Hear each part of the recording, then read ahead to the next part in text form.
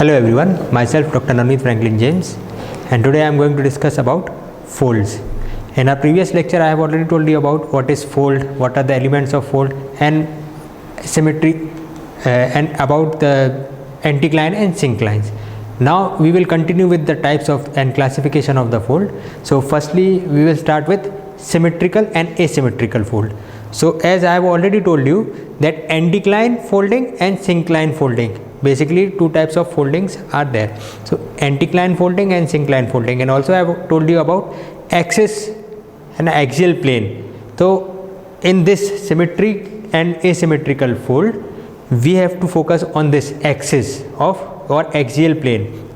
तो देखिए इसको समझने के लिए आप ऐसे समझिए कि कोई एंटीक्लाइन या सिंक्लाइन फोल्ड है, ठीक है, एक फोल्डिंग है एंटीक्लाइन एंड सिंक्लाइन. तो उसको हम अगर बीच में से काटेंगे, है ना, या सिंपली अगर आप देखें कि एक नॉर्मल इंसान खड़ा है, वो अपने आप को सामने अगर आईना है, सामने आईने में देखेगा तो सेम वही का वही दिखेगा. तो सिमिलरली सिमेट्रिकल फोल्ड में जब हम बात करेंगे तो सिमेट्रिकल फोल्ड में क्या होगा, अगर हम उसको इमेजिनरी लाइन मतलब जो एक्सियल प्लेन है, एक्सियल प्लेन के अकॉर्डिंग अगर कट करेंगे तो उसकी जो मिरर इमेज है, मतलब जो दोनों साइड है वो दोनों सेम होने चाहिए. जस्ट फॉर एग्जांपल अगर हम इसको कट करेंगे, है ना, तो जैसे हमने इसको कट किया एक इमेजिनरी लाइन के थ्रू, इसको हाफ किया, तो ये वाला जो पार्ट होगा वो सिमिलर टू ये होगा. मतलब अगर हम उसको आईने में देखें, आईने जैसा देखते हैं तो आईने में बिल्कुल सेम वैसे ही दिखता है. जस्ट एग्जांपल दिया था, अगर कोई इंसान आईने के सामने खड़ा है तो अपने आप को वैसे ही देखेगा जैसा कि वो है. तो अगर वैसे ही का वैसे ही दिख रहा है तो that is symmetrical fold. Okay, तो सिमेट्रिकली एंटीक्लाइन बोल सकते हैं, सिमेट्रिकली सिंक्लाइन बोल सकते हैं.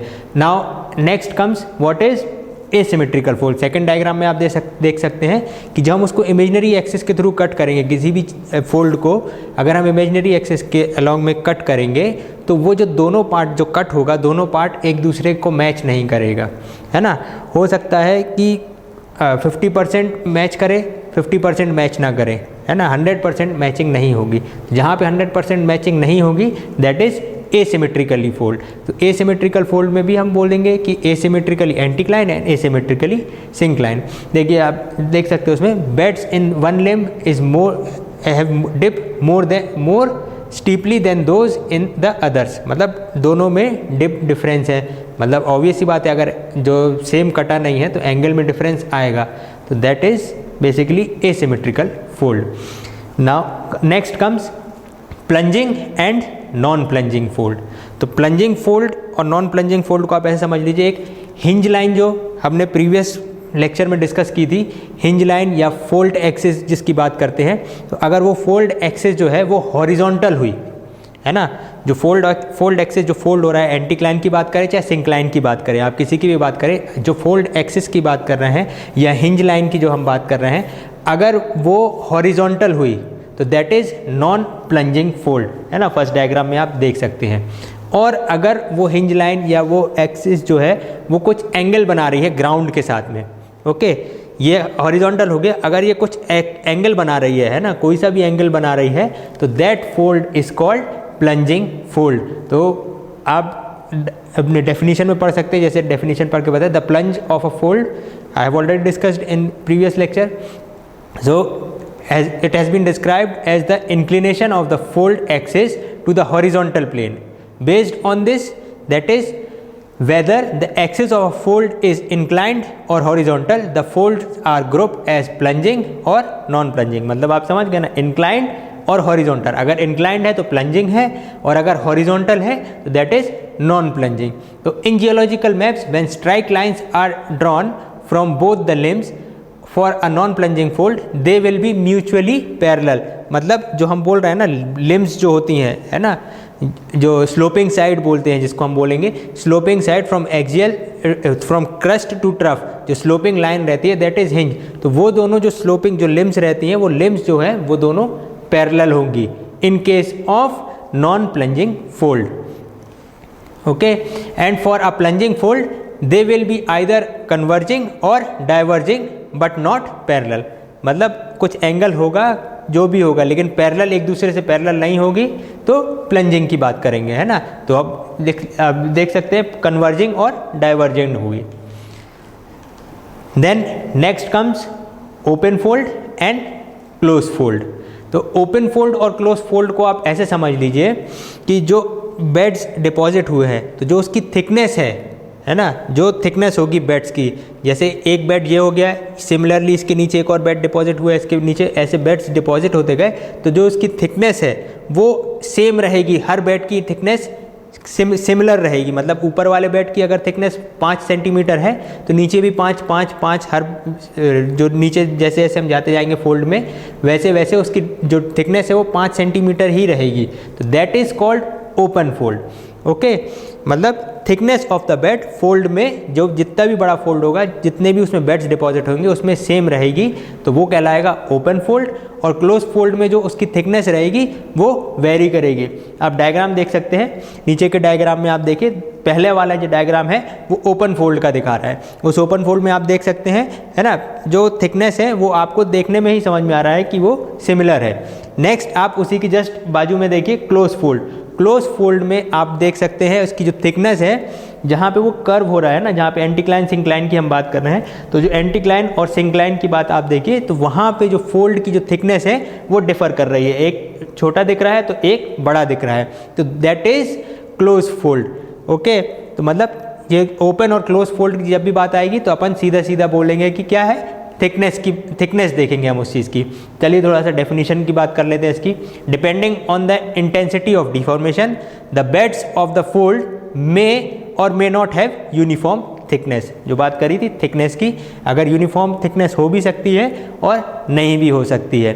तो अगर थिकनेस यूनिफॉर्म है ना, यूनिफॉर्म थिकनेस है through out the fold, it is called open fold. On the other hand, if the thickness of the beds are thinner in the limbs portion and thicker at the crust portion, मतलब limbs portion और crust portion की बात आप diagram में देखिए। Limbs portion है ना, वहाँ पे जो है वो थिकनेस जो है वो कम है, और जो क्रस्ट की बात करते हैं ना, क्रस्ट ट्रफ या जो सिंक्लाइन या एंटीक्लाइन वाली जगह पे, उस वाले पे जो थिकनेस है वो ज़्यादा है। तो thickness, if the beds are thinner in the limbs portion and thicker at the crest और and trough, such folds are called close folds. ठीक है, hope you have understood this. Now next comes similar and parallel folds.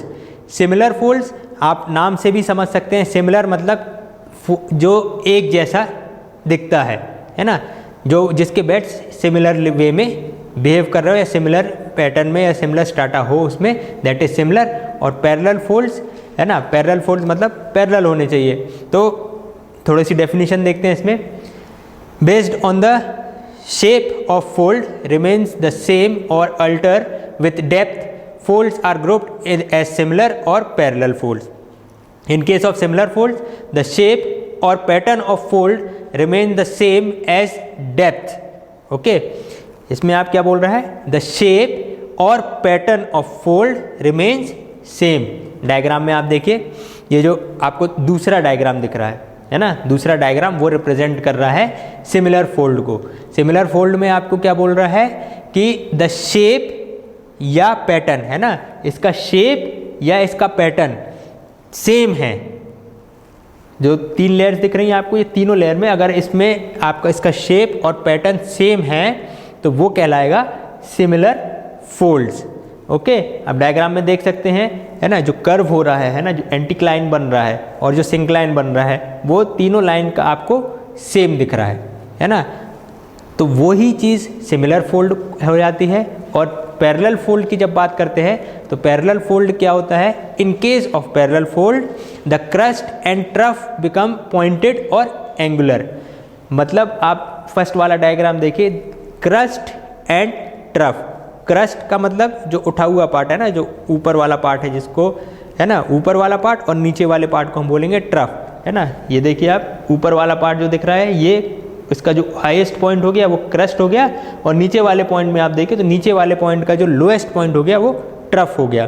तो क्या बोल रहा है कि the crust and trough become pointed और एंगुलर। तो आप देख सकते हैं सबसे ऊपर वाली लाइन है ना नॉर्मल दिख रही है आपको, लेकिन उसी के जस्ट नीचे क्रस्ट की बात कर रहे हैं। अभी अपन क्रस्ट में ही देखिए, जो सबसे ऊपर वाली लाइन है वो नॉर्मल दिख रही है, लेकिन जो सेकंड लाइन है वो कर्व नहीं दिख रही है। अब वो कर्व से अपना जो एंगल है वो चेंज कर रही है। तो अभी थोड़ा सा एंगुलर हुआ, फिर नेक्स्ट लाइन में फिर और एंगुलर हुआ, और लास्ट वाली लाइन में आप देख सकते हैं कि वो बिल्कुल पॉइंटेड हो गई, है ना। तो ये चीज़ ये जो चेंज आ रहा है ये आपका पैरेलल फोल्ड में आता है। सिमिलर वे में आप ट्रफ की तरफ देखिए, पॉइंटेड से चालू हो रहा है, फिर कुछ एंगल आ रहा है, फिर कुछ एंगल आ रहा है, और फिर वो कर्वेचर बना रहा है। तो ये जो आप देखेंगे फोल्ड्स में, तो ये बेसिकली पैरेलल फोल्ड्स में आता है। ओके, होप आपको ये समझ में आया कि सिमिलर फोल्ड्स, पैरेलल फोल्ड्स क्या होते हैं, open fold and closed fold क्या होते हैं, प्लंजिंग एंड नॉन प्लंजिंग क्या होती है, और सिमेट्रिकल और एसिमेट्रिकल फोल्ड्स क्या होते हैं।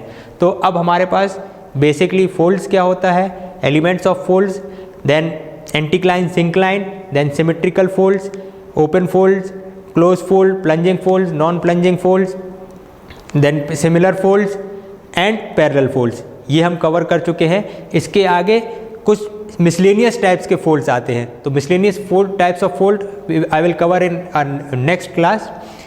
इसके साथ साथ रिकॉग्निशंस ऑफ फोल्ड, ये दोनों चीज़ हम नेक्स्ट टॉपिक में या नेक्स्ट जो लेक्चर होगा उसमें कवर करेंगे। Thank you.